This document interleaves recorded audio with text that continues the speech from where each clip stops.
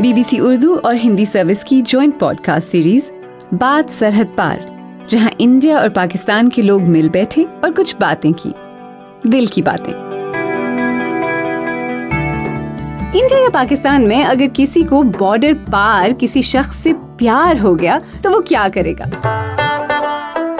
ऐसे आशिक जो बॉर्डर पार से कह देते हैं हाँ कबूल है। मोहब्बतों के कुछ राज खोल, वो रंजिश है वो गम बता। उनकी मोहब्बत का सबसे बड़ा इम्तिहान वीजा। जाहिर है ये सब पेपर वर्क काफ़ी जो है वो हैसल होते हैं और बहुत मतलब इनसे मुश्किलात पेश आती हैं, बट अगर आप मोहब्बत करते हैं तो आप बर्दाश्त कर लेते हैं ये सब भी।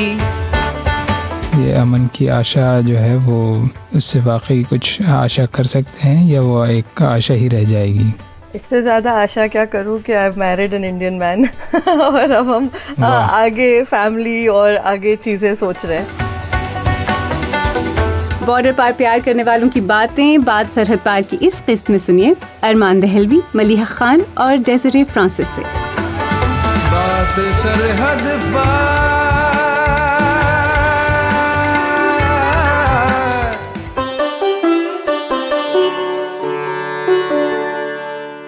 Welcome to this BBC podcast on cross border relationships. मेरा नाम मलीहा खान है और मैं एक राइटर हूँ कराची से। इस समय मैं दिल्ली में हूँ BBC स्टूडियोज़ में, और मेरे शौहर अरमान दहलवी वो इस समय इस्लामाबाद से ज्वाइन करेंगे। वैसे तो वो हैं दिल्ली से, as you can tell from his name Dehlvi, लेकिन अभी वो इस्लामाबाद में हैं, तो वो BBC स्टूडियोज़ इस्लामाबाद से ज्वाइन कर रहे हैं हमें इस पॉडकास्ट के लिए। जी आदाब सबको। और अजीब बात है ये कि मेरी बीवी जो पाकिस्तानी है वो इस वक्त दिल्ली में बैठी है BBC स्टूडियो में, और मैं जो हिंदुस्तानी हूँ और मैं यहाँ इस्लामाबाद स्टूडियो में बैठ के ये पॉडकास्ट ज्वाइन कर रहा हूँ। और हमारे साथ एक और आज के मेहमान हैं डेज़िरी, जो कि कराची से हैं और आरजे हैं, और वो इस वक्त हमें दुबई से ज्वाइन कर रही हैं।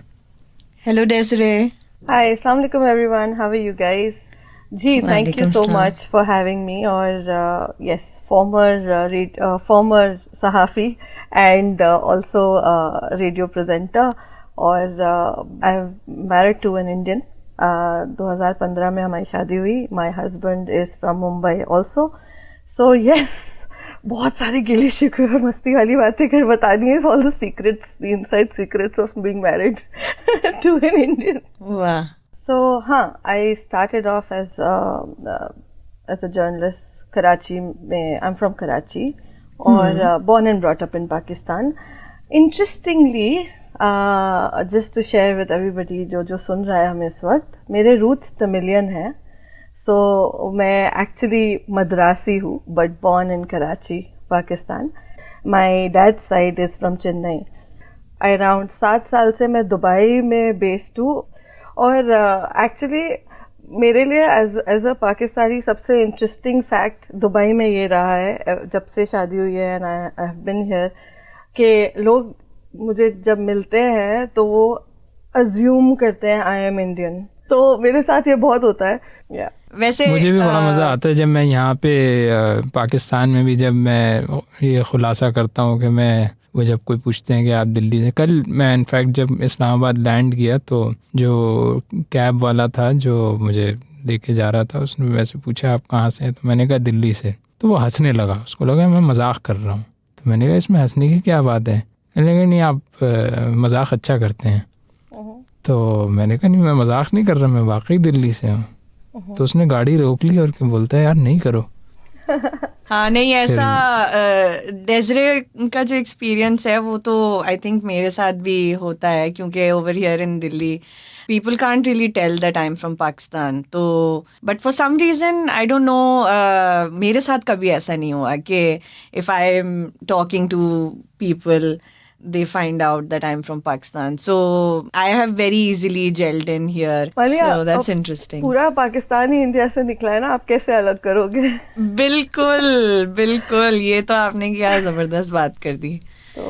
सो डेज़रे, टेल अस कि आप ये बताइए कि आप अपने हस्बैंड से कैसे मिली, उनसे कैसे मुलाकात हुई आपकी? मलिया मूवी बनेगी इस बात पे तो ये तो हम भी कहते हैं, इसमें तो ये तो movie मैं और बननी अरमान चाहिए। भी कहते हैं। लेट्स हियर सीरीज योर बनेगी। I was in Chennai for a conference and a workshop at the Asian College of Journalism. वहाँ पे कुछ series of trainings वगैरह हो रही थी and I was of course on a non-reporting visa, which means कि वहाँ पे मैं अपनी journalism practice नहीं कर सकती थी. जब मैं वापस आई, I wrote about of course my travails, my journey, क्या क्या चीजें हुई. My husband happened to see me at that venue and because उसके बाद हम टाइम्स ऑफ इंडिया और जंग ग्रुप के थ्रू एक प्लेटफॉर्म पे लिख रहे थे. वो हर ट्यूसडे को आता था वो पेपर और वहाँ पे मेरी एक स्टोरी छपी अबाउट मेरे एक्सपीरियंसेस इंडिया में कैसे रहे. एंड ऑफ कोर्स वो ढूंढ तो रहे थे तो उन्होंने फेसबुक पे एक मैसेज किया कि you know I saw and I wanted to speak about this and politics से बात शुरू हुई. Politics and sports and religion करते करते and then I figured out that one day he actually showed his interest and उन्होंने कहा कि he's seriously interested. और मैं like a warrior said टक टक टक टक बिल्कुल भी नहीं बिल्कुल नहीं हो सकता है. सारे पॉइंटर्स, आप इंडिया में रहते हो, मैं पाकिस्तानी जर्नलिस्ट हूँ और कैसे होगा. और मैंने सबसे पहले एक जो कायदे आज़म ने 14 नुकात दिए थे, मैंने 13 नुकात ईमेल में लिखे और भेज दिए कि साहब इस वजह से नहीं हो सकता लेकिन आई रियली लाइक यू. और इस एक्सटेंट तक कि I honestly as a person मैं उनको बहुत पसंद करती थी. बट आई जस्ट फेल्ट कि लॉजिकली और बाय रीजनिंग ये नहीं हो सकता तो क्यों फजूल में ये रिलेशनशिप को, एक बातचीत को ख़राब करना. तो उन्होंने कहा ठीक है, मैं आपको बिल्कुल भी फोर्स नहीं करूंगा, आई अंडरस्टैंड, आपने तो ईमेल में फॉर्मली लिख के भेज दिया मुझे तो मैं अब तंग नहीं करूंगा, लेकिन can we just continue talking, क्योंकि हमारी बहुत अच्छी डिस्कशंस होती थी, कभी पॉलिटिक्स पे, कभी इंस्टेंसेस पे, कभी रिलीजन पे. तो उन्होंने कहा कि 13 पॉइंट में से एक पॉइंट ये था कि आप तो रहते इंडिया में हो और मेरी कुछ एक फ्रेंड की शादी हुई है, वो उसका कोई सहाफत या ऐसी कोई बैकग्राउंड नहीं है, लेकिन उसकी शादी हुई है हैदराबाद में, इंडिया में. तो उसके साथ अक्सर कॉल्स ड्रॉप होना और रिकॉर्डिंग और ये सब, तो मुझे फील होता था कि अगर उसके साथ हो रहा है तो मैं तो सहाफ़ी बैकग्राउंड हूँ, मेरे पीछे सब लोग रहेंगे हर टाइम, तो मैं कब तक, मतलब इन केस इमरजेंसी कैसे भाग सकते हैं पाकिस्तान, जाना है, आना है, मम को बुलाना है, ये सब कैसे होगा. तो एक पॉइंट उसमें से ये था कि ट्रैवलिंग और ये सब मुश्किल होने वाली है बहुत, तो नहीं कर पाएंगे. तो उन्होंने फिर आई थिंक कोई 8 महीने बाद उस ईमेल का रिप्लाई दिया और उसमें से कोई 12 पॉइंट सब सॉर्टेड थे और उसमें से एक पॉइंट था कि अप्रैल में मैं दुबई जा रहा हूँ, आना हो और अभी भी हाँ हो तो कह देना. तो that's how this all started. फिर मैं घर में बहुत, I am the only daughter और मैं बहुत वोकल हर एक के बारे में, जिसने बात करनी मुझसे मैं वोकली, अम्मा को, अब्बा को, सबको. तो अम्मा कहती थी मुझसे कि प्रॉब्लम क्या है तुम्हें, अगर लड़का अच्छा है और तुमसे कुछ कह रहा है तो तुम्हें प्रॉब्लम क्या. हालांकि आई थिंक मैं बैक थी और मेरे पेरेंट्स जो है वो ज़्यादा यू नो कंफर्टेबल थे इस थॉट से. तो अम्मा ने मुझसे कहा कि क्या प्रॉब्लम है तुमको. मैंने कहा प्रॉब्लम कुछ नहीं है, तो आप मुझे like I wasn't sure. And then my dad said कि अगर आपको लगता है कि वो इंसान ठीक है तो आप उनसे कह दो कि अपने मम्मी डैडी से बोले कि हमें कॉल कर ले. उनको तो जैसे मैंने बोला 15 मिनट नहीं लगे, कॉल आ गई घर पे. तो this is how it all started. आप बताइए जनाब, आप लोगों की ये सारी, हम सब जो है ना हिस्ट्री में जाने वाले हैं for setting the ground for Indo पाक कपल्स. आप अपनी स्टोरी बताइए अब. तो अरमान को हमारी कोई म्यूचुअल फ्रेंड के थ्रू फेसबुक पे अरमान found me. Facebook I think is a very, you know, क्या कहते हैं, डेजरे क्या कहेंगे कि मतलब ये it's a meeting place for I think हाँ Indian and like Indians and Pakistani couples I think. तो Mark Zuckerberg, thank you so much for creating it. But if Arman found me on Facebook, तो आप बताइए फिर अरमान कि कैसे क्या हुआ? तो मैंने फिर उसको फ्रेंड रिक्वेस्ट भेजी और इन्होंने एक्सेप्ट करी और फिर इन्होंने क्या देखा, हाँ, मैंने ये देखा कि lives in Delhi, from Delhi. मैंने कहा अच्छा गुड लुकिंग भी है, म्यूजिशियन मतलब वो तस्वीरें वगैरह थी, तो मैंने एक्सेप्ट कर ली फ्रेंड रिक्वेस्ट। फिर उसके बाद फ्रेंड रिक्वेस्ट एक्सेप्ट कर ली, बस कर ली। फिर आई थिंक नेक्स्ट डे या कुछ घंटों बाद मैं ऐसी फेसबुक मैंने खोला अपने फ़ोन में, तो मैं देखती हूँ कि सबसे पहला न्यूज़ फीड पे जो पोस्ट है वो ये है कि Arman Ali Dehlvi has checked into hotspot Karachi. मैंने कहा हैं, ये तो दिल्ली से हैं, ये हॉटस्पॉट कराची में क्या कर रहे हैं? We met after, a few days in Karachi, and then we just kept meeting, like we met the first day we met, and then up until we were in Karachi, we met every day to talk and just, hang out and listen to music. इन्होंने अपनी मुझे music सुनाए और बस मुझे इनसे मोहब्बत हो गई। फिर वहाँ से दिल्ली पहुँचे, निज़ामुद्दीन, वहीं अपना निज़ामुद्दीन में ही रहते हैं हम, तो वहाँ निज़ामुद्दीन रेलवे ट्रेन से गए थे स्टेशन, तो वहीं घर भी बिल्कुल उतरते ही था। तो हम पहुँचे तो अम्मी से जो है मुलाकात हुई, तो पूछती है कि भाई तुम क्या लाए हो मेरे लिए वहाँ से, तो फिर मैंने इनको आगे कर दिया कि इनको लाया हूँ। इट वॉज सो एम्बैरसिंग, मतलब वो सोच रही थी कि जो है वो मेरा बेटा जो है वो लॉन के जोड़े, 2-4 लॉन के जोड़े लेके आया होगा, पाकिस्तान गया है, तो इन्होंने मुझे आगे कर दिया कि मैं इनको लाया हूँ। That's sweet, ना? I can imagine दोनों वागा क्रॉस कर रहे हैं। I can imagine that right now. It's very sweet. तो बस फिर मतलब इस तरह से फिर we had decided to get married. So he came to Pakistan then and with me, and he met मैंने अपनी फैमिली को जाके बम फोड़ा कि भाई मुझे जो है वो कोई पसंद आ गया। I mean, my mother knew about Arman, but like I told her that he was my friend, and but she of course had an idea. तो फिर मैंने उनको बताया कि हम शादी करना चाहते हैं।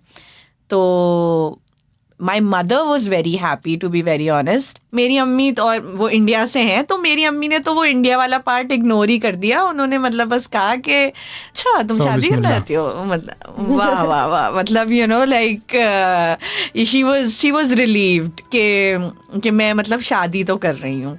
तो बट हाँ, मेरे मतलब जैसे भाई, 2 छोटे भाई हैं मेरे, और थोड़े एक्सटेंडेड फैमिली में रिलेटिव्स वगैरह, उनको थोड़ा सा कन्विंस करना पड़ा। वो लोग थोड़ा स्केप्टिकल थे कि इंडिया मतलब में शादी होना, कि हालात हमारे मुल्कों के इतने ठीक नहीं हैं, तो ये वाइज है कि नहीं है। मेरा घर ही तेरा पता भी है, तेरी आंखों में मेरा ख्वाब भी है, ये उड़ान नए आसमां में मेरी नहीं तेरी भी है। शादी दुबई में हो गई, the vows, and we had decided कि रिसेप्शन, भाई वो एक पाकिस्तानी थॉट है, भाई हम देसी ही सही कि नहीं, रिसेप्शन होगी तो पाकिस्तान में होगी, विदाई होगी लड़की की तो घर से होगी। We got married in October 2015, और दिसंबर में हमने एक वेडिंग रिसेप्शन रखी, which was tentative to his visa application. If it comes through it comes through, नहीं तो खली वली, we had to be together. So this is how it was so uncertain and just happened, it just happened, yeah.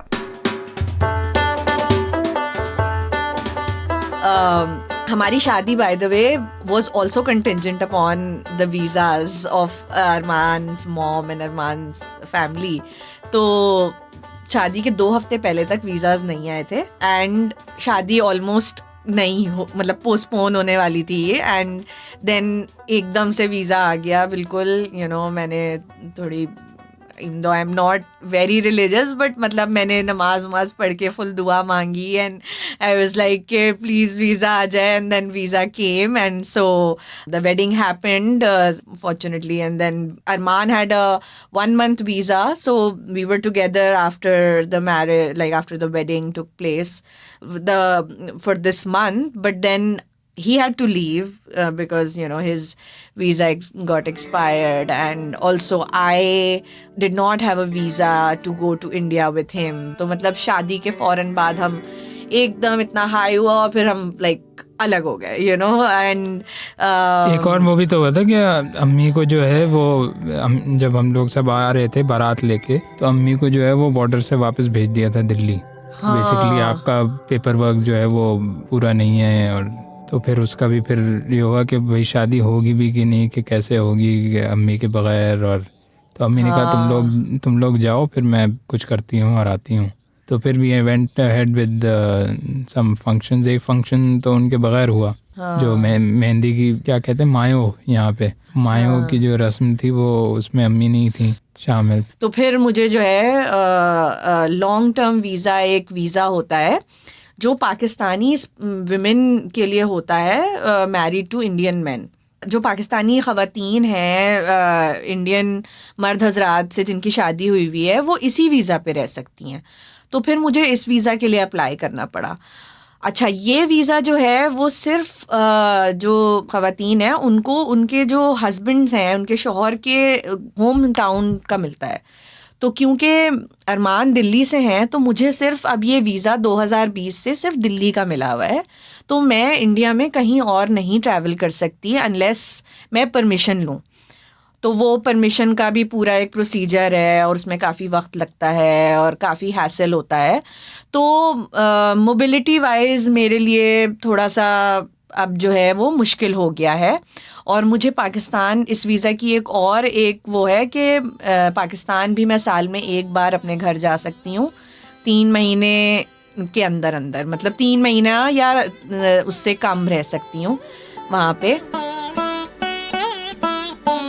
तो ये जो है, जो हमारे इंडियंस जो हैं वो बड़े अच्छे, मतलब वो पक्के ससुराली हैं, मतलब वो फुल लड़की को जाने नहीं देना है। और फिर मतलब इसमें भी ये होता है कि जाने से पहले भी मतलब मैं ऐसे नहीं जा सकती बस कि मैंने फ़्लाइट बुक कर ली और मैं चली गई। मुझे मतलब सिर्फ मैं नहीं, मतलब ये जितनी भी पाकिस्तानी ख़वातीन जो यहाँ पे इंडियन मर्द हजरात से जिनकी शादी हुई है, तो वो उनको एक वीज़ा लेना पड़ता है जिसका नाम है no objection to return to India, short form NORI visa लेना पड़ता है उनको, कि जिससे वो जाएं। वो एक तरह का परमिशन है ऑफ सॉर्ट्स कि वो जा रहे हैं पाकिस्तान या दुनिया में कहीं और फिर वो इतने टाइम के लिए जा रहे हैं, वो इतने टाइम का नोरी वीज़ा मिलता है और 90 डेज़ और लेस, और फिर वो ताकि वापस इंडिया आ सकें, वापस एंटर कर सकें। तो जाहिर है ये सब पेपर वर्क और जो आपके प्रोसीजर्स और ये सब, ये थोड़े क्या काफ़ी जो है वो हैसल होते हैं और बहुत मतलब इनसे मुश्किलात पेश आती हैं। बट अगर आप मोहब्बत करते हैं तो आप बर्दाश्त कर लेते हैं ये सब भी और मेरा तो ये एक ख्वाब है कि जो है ये जो रिस्ट्रिक्शंस हैं ये ना हो, पर कभी तो हो ऐसा कि जो है हम फ्रीली जो है वो घूम सकें दोनों मुल्कों के बीच में।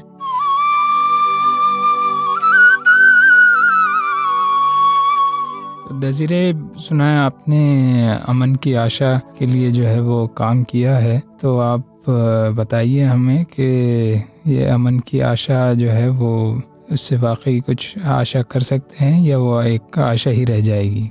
इससे ज़्यादा आशा क्या करूँ कि I have married an Indian man और अब हम आगे फैमिली और आगे चीज़ें सोच रहे हैं।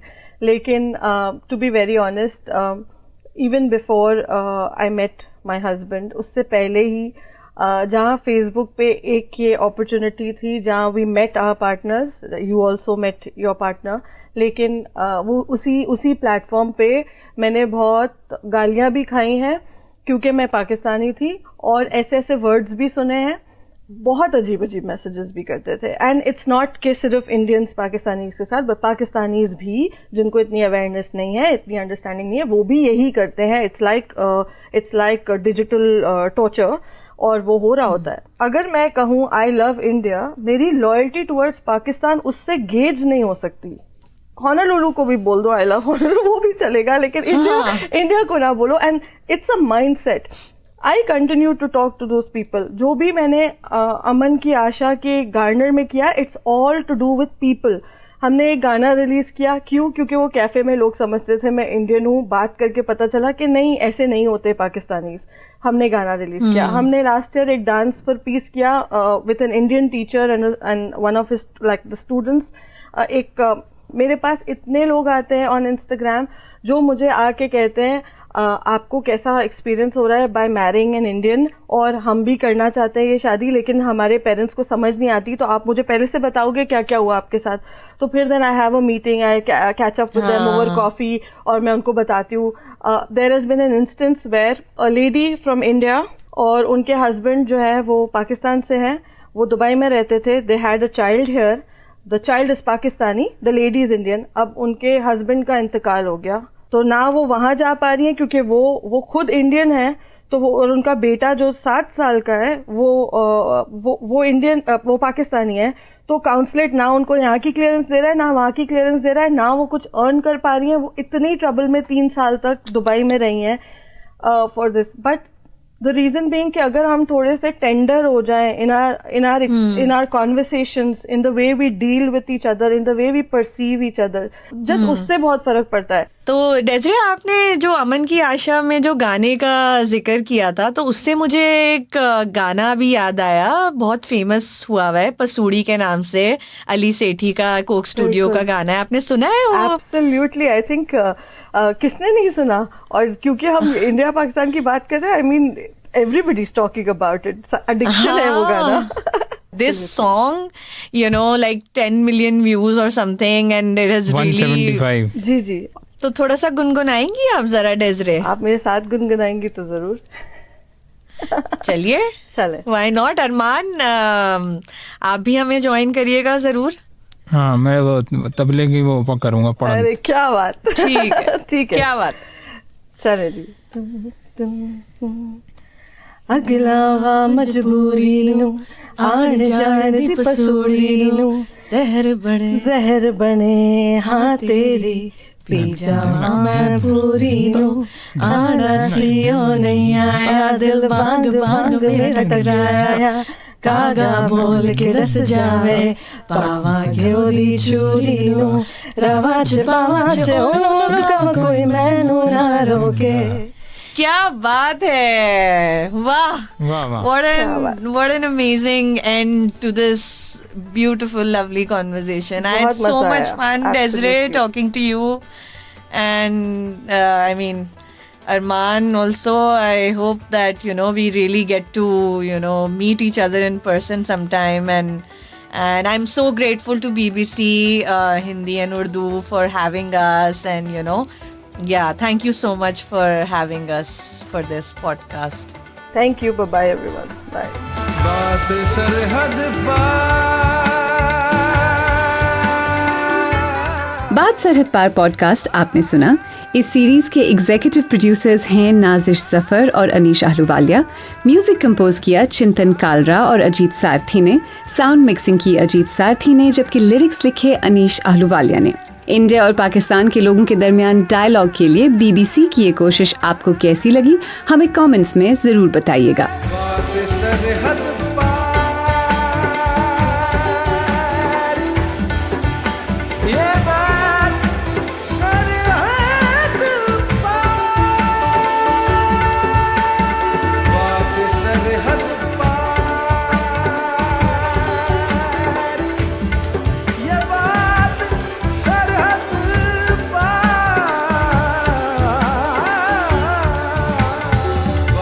सरहद पार.